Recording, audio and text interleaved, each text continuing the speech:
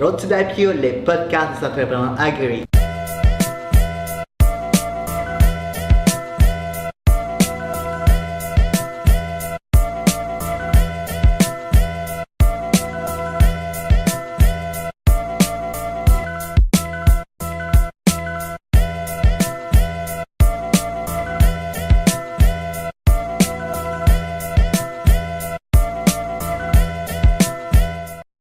Today's podcast is in English, and I have the great honor to have on the show Jean-Sebastien Siow, entrepreneur, co-founder and CEO of Suitablee. Hey, nice to meet you, Jean-Sebastien. Nice to meet you too. How's it going? Very good. I'm happy to have you guys here. So, really looking forward to discussing all the good things that we're going to discuss today. Cool. So, for those who don't know you, can you introduce yourself? Sure. My name is Jean-Sebastien. Yeah. And I'm the president and CEO of Suitablee. So, in case you were wondering, Suitablee, the word itself is it's a little play on words. So it's two E's at the end. You know, we're in our third year of running Suitablee, and we're just having a tremendous amount of fun doing it and continuously innovating. Cool. So before we talk about your company, I want to talk about the fashion, because I look at you and I look at your Instagram. You're really passionate about fashion. Where does it come from? You know what? When I was younger, my mother used to always dress me up very nice. So I have a few pictures when I was a kid, and I'm wearing, you know, the ties and all those things. And to me, I always thought, you know, and what in my career when I was traveling, people automatically make a first impression based on the way that you look. Yes. And so, you know, when I had different positions, I noticed a correlation, and whether people like it or not, I always realized that, you know, the way that you choose to look or the way that you choose to take care of yourself has a huge impact on the first impression that people are going to make about you. So it came from your childhood, so you get that. I mean, it's childhood, but at the same time, it's the way that people treat you after they've made their first impression. So obviously, with time, people will learn to get to know you. Yeah. But it always makes it easier when you're able to break down a few barriers and make things a little bit easier when you look a certain way or you're dressed a certain way. So that's why fashion to me has always been something quite interesting. So first impression is important. Absolutely, absolutely. And anytime you'll look at interviews, you'll look at TV, whether you like to admit it or not, the brain is subconsciously programmed to make an opinion within the first 5 to 10 seconds of being with somebody. And a huge part of that communication that you're doing with somebody is nonverbal. So the way that you're dressed is extremely important in my opinion. Cool. So, and then I know that you were an engineer before. What happened to, why did you decide to become an entrepreneur? I mean, from engineer to designer, what happened? It's a great question. So a lot of people ask me that. I mean, how does engineering suddenly be going to fashion?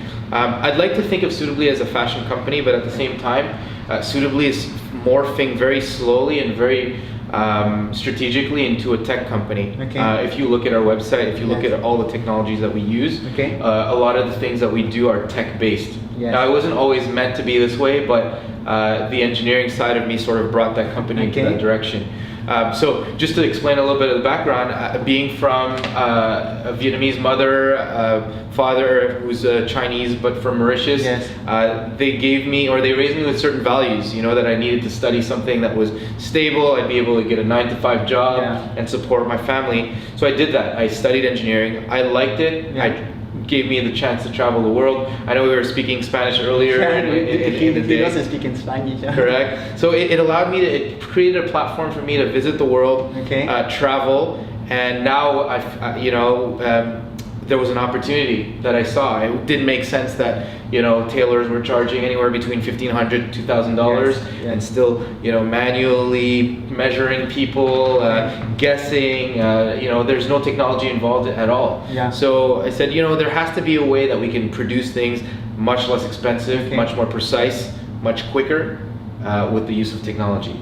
So that's a little bit, the opportunity found itself, and obviously timing was very important in all of that. So you mixed your passion for fashion and your career as an engineer to create your company.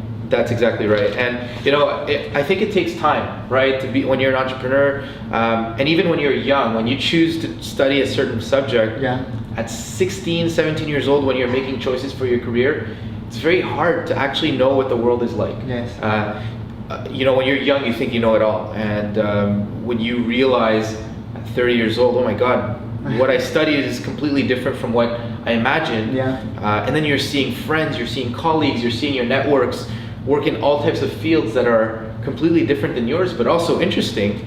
It really opens your eyes. And so I did do a master's in business, and that opened my eyes to a variety of things, of practices, and so I always was fascinated with retail and e-commerce, and so we said, we need to be able to find a way to produce a tailored or custom suit online and make the process as easy as possible for our customers. And this is the right moment for that also, all the internet. It's the right moment, and it's been an education that's happened for the consumer, right? I remember maybe 10 years ago, people were talking about buying things online. And I remember thinking, how are you gonna buy something online? You have to give your credit card to a stranger and then you magically get something by mail. It made absolutely no sense. It was a bit crazy. And you look at it today, and anybody that drives an hour to go to a store to get a camera, it's crazy. So you can do that on Amazon. They've changed the world completely. The Netflixes of the world, they've completely changed the way that consumers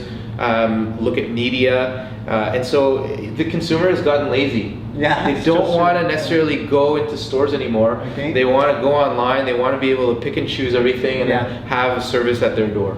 Cool. So, listen, I'm pretty sure there's a lot of immigrants that listen to the podcast and watching this video. Let's talk about your parents. When you told them that you're going to become an entrepreneur, you say, Mom, Dad, I'm a quitting engineer. What did you say? Because a lot of immigrants, they come here for study, for the kids. So, what were the opinions of your parents?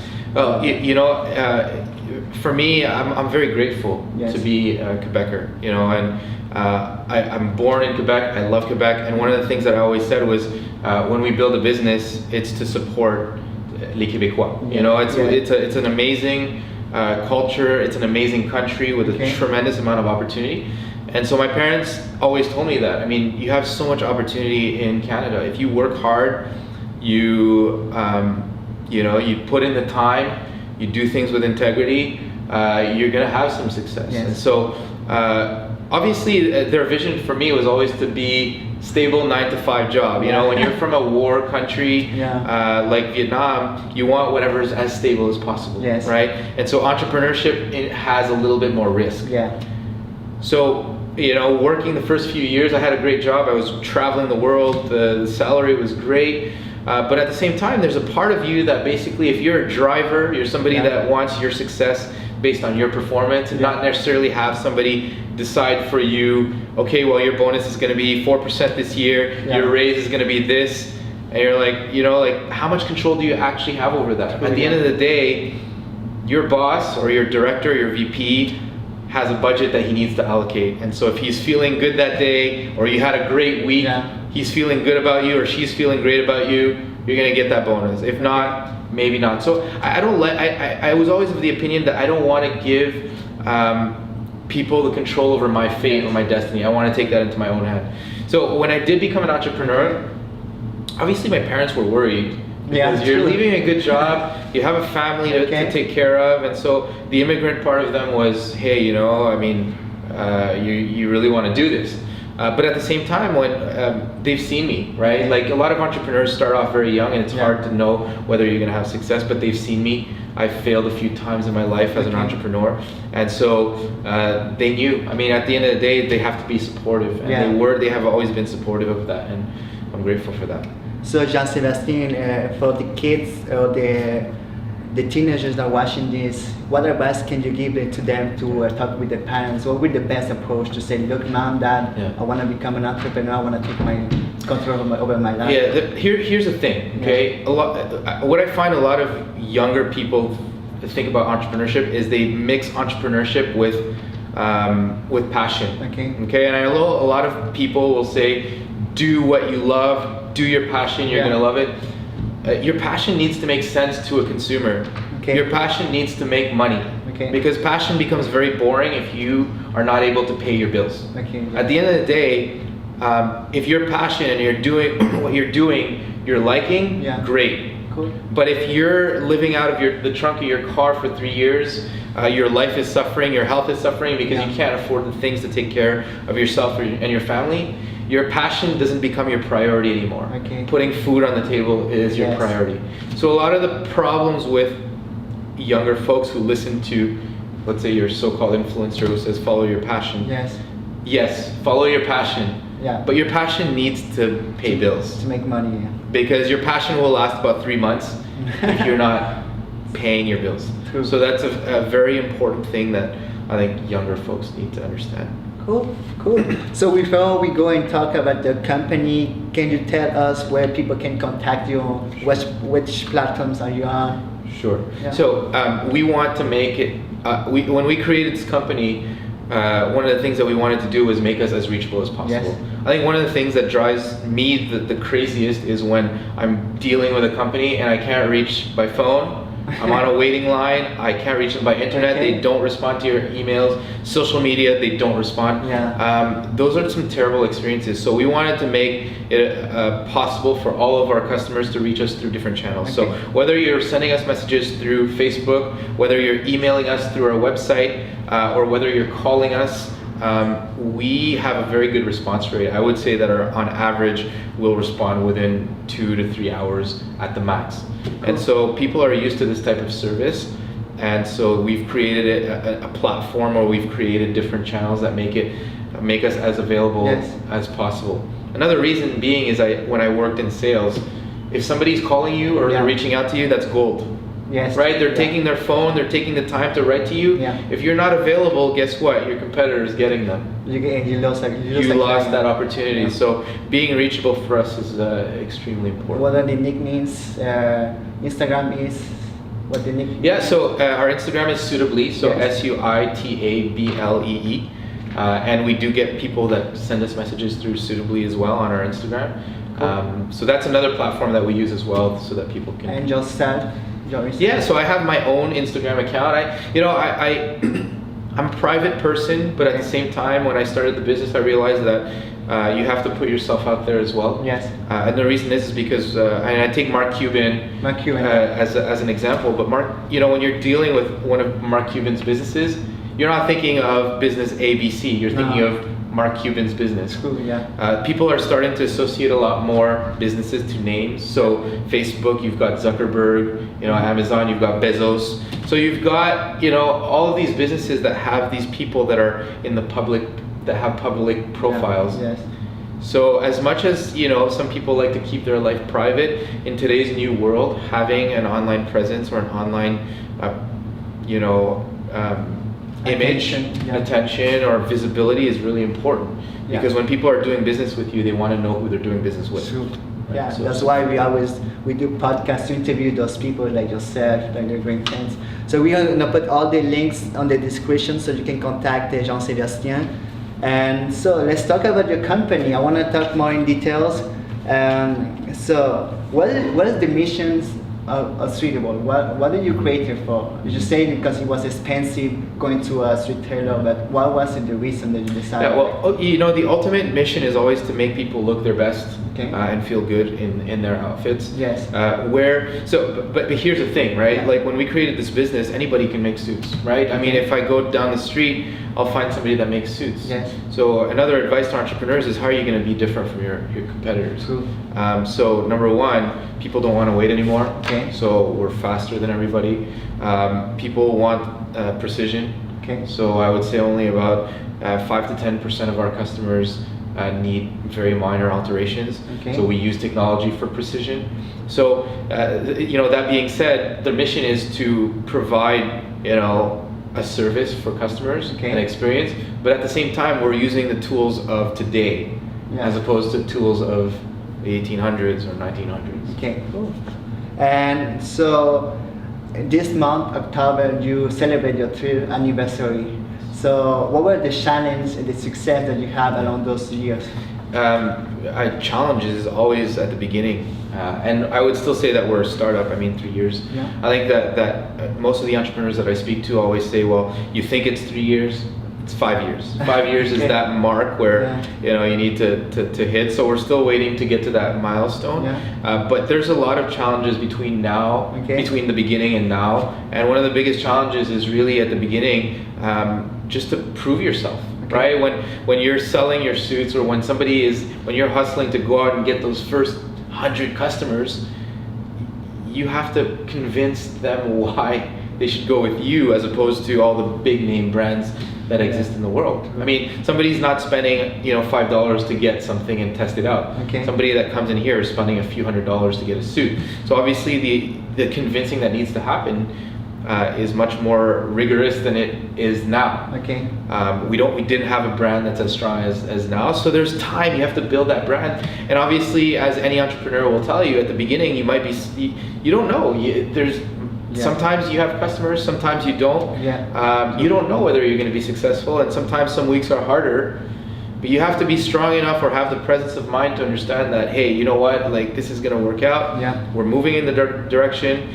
And today we're better than yesterday. That's super important. If you're not constantly improving your business, then you're just going to get eaten alive. So you have to constantly improve your business. And for us, that was the thing: getting cash flow right off the beginning. And obviously financing, right? Like my philosophy is to avoid financing as much as possible. If you guys ever heard Kevin Plank, who's the CEO of Under Armour, talk. When he started Under Armour and was going up against Nike, and he wasn't making money at the beginning to continue to finance his company, one of the things that he said was, well, why don't we just sell more? Why are we just not selling more? Why are there t-shirts lying in the back of this truck? If you need money, go out and sell. Get more clients. Exactly, go get more clients. So many people are focused on getting financing. So all your whole life is based on making presentations. Obviously, it depends on the type of business. So some businesses absolutely need financing. Like a lot of technology businesses, you need to have investors to sort of get people, hire workers and whatnot. But in our case, we said, let's just sell. Let's just go out and sell. And so for me, if I went into entrepreneurship, it was so that I don't have another boss. And when you have a bunch of lenders that lend you money, and they have these targets that sometimes might be unrealistic, guess what? You have a boss and you're now an employee again. So that's why we said, guess what? We're going to do it ourselves. And today we're in a very healthy position. Cool. And what fascinates me the most is that you can deliver the suit right to your door. Like that was fascinate me with your company, that I can get my own suit at home, like that delivered by the Canada Post or whatever. Like I said, for us, Amazon is a game changer. And I mean, a lot of people might not like Amazon because they're sort of like cannibalizing, or not cannibalizing, but just creating or disrupting a lot of markets. But it's what the consumer wants. Right? They want to be served at their door. So when we first started Suitablee, we were going to people's homes. We were delivering suits in person. That was a service, and we still do offer that service today, but with a fee, obviously, because it's the amount of time it takes. But again, we said, why don't we, with our technology, we get so much precision that we're able to ship suits directly to your home. And when 9 out of 10 times our customers are trying it on, then they're sending us emails and saying, oh my God, never had something fit so good. So I think it's an education process too, where people are going to start trusting that you can get a tailored suit online. But it's something that we're definitely working hard on growing. Great job. So now I want to talk a little bit more about yourself. So in social media. So let's talk about fashion. Are you a fashionista? Did you consider yourself a fashionista? Yes, you look great. So thanks. I have no choice. But I wouldn't say that I'm a fashionista in the traditional sense. So when I first started off in this career, I had somebody ask me, well, what qualifications do you have when it comes to fashion? Did you go to fashion school? And I said no. I didn't go to fashion school. I think fashion is an individual thing. And so if you read the motto of our company, it's you design, we tailor. So at the end of the day, our customers are the people that are the ones that are telling us what they want Yes. in terms of look. Yes. We're there to serve, give advice, but at the end of the day, if somebody wants pants that arrive to here, we'll Yeah. make pants that arrive to Okay. here. So you are the master of your fashion. Okay. And another reason we chose this route is the moment that you start becoming a fashion company, it also means that the moment that you're out of fashion, you go down. So we will Yes, continue true. to follow Yeah. the fashion Okay. of the industry, and we'll continue to make whatever people ask of us. Cool. And so what about influencer? Because I saw you on Instagram, you have like a big following, and what does it mean to you, an influencer? That's a great question. Yes. I have my reservations about influencers. Okay. I don't think of myself as an influencer, Okay. even though I have a fairly good following. Yeah. Because everybody today seems to want to be or seems to want to claim that they're an influencer. Yeah. I get approached, as well as my team and our company gets approached by tons of influencers every day. It's not that we don't want to work with influencers, but a lot of times they'll just say, well, I have 50,000 followers. Now give me something for free. Okay. And so this is the issue for me, is that I feel that a lot of influencers just want to live for free and get a bunch of free stuff just Yeah. because they have 50,000 followers. Okay. Now, one question I'll always look at is, okay, you have 50,000 followers, where are they from? Okay. What are their demographics? Are they male? Are they female? How old are they? Where do they live? And that's really important, because if you have 50,000 influencers and they're all in the North Pole, Yeah. that's useless to me. Sure. It's completely useless to me. So, yes, I think the world is moving into more of and I like it. I like the Yeah. fact that normal people can be influencers, but at the same time, there's a lot of fakers, True. and you have to be careful about that. And so we're very careful about influencers. So, do I think of myself as an influencer? No. No? I mean, if people are interested in following me, that's fine. Okay. The only influencer I want to be is an influencer to my son. That's the thing. And if people want to follow me and they're interested in having an idea of my life and what we do, and my family, my images, Yeah. a few private things, and that's fine. But in terms of being an influencer, no, I don't want to spend my whole life taking pictures and Yeah. putting it online and exposing my whole or other brands to the world. My brand is Suitablee, and that's what it is. More than being an influencer, I think you're a businessman. Mhm. That's what I feel.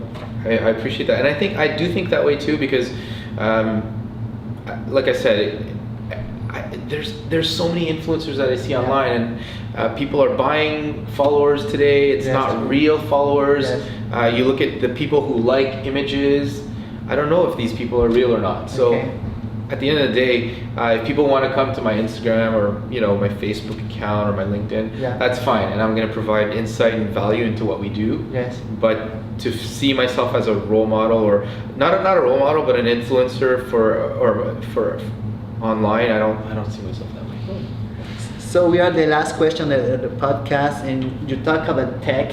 So I want to ask you, really, what about virtual reality or augmented reality in the fashion industry? What those technologies are going to bring in the fashion industry? It's a great question. I'm constantly reading. I'm constantly looking at what's coming in the future. Yes. So we've created a model here where we don't have a store. We have our showroom Yes. here, and then we're online. But the future of online shopping needs to sort of be a hybrid between shopping in person and being online. So with all that's happening in virtual reality, I think that e-commerce needs to move towards providing as much of a realistic experience Yes. for users in their homes. Cool. So if they're wearing one of the Glasses.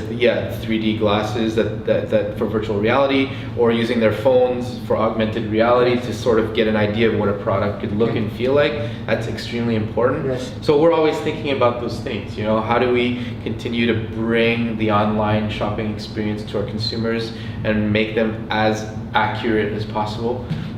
It's incredible what the technology is going to Yes. bring. So we're very, very excited to be in this field and this business. And like I said, whether I'm an engineer or not, I'm so glad that I am, because Yeah. it still provides me with the basics and the foundation to be able to continue to think of my company as a tech company that Tech does company. suits. Hey, wow, great job. Really like you to have you on the show. I appreciate Jean-Sébastien. Merci. It's a pleasure for me to be here, and thanks for coming to our spot. It's a humbling experience for me to be part of your show. Thank you very much. Thank you to you guys.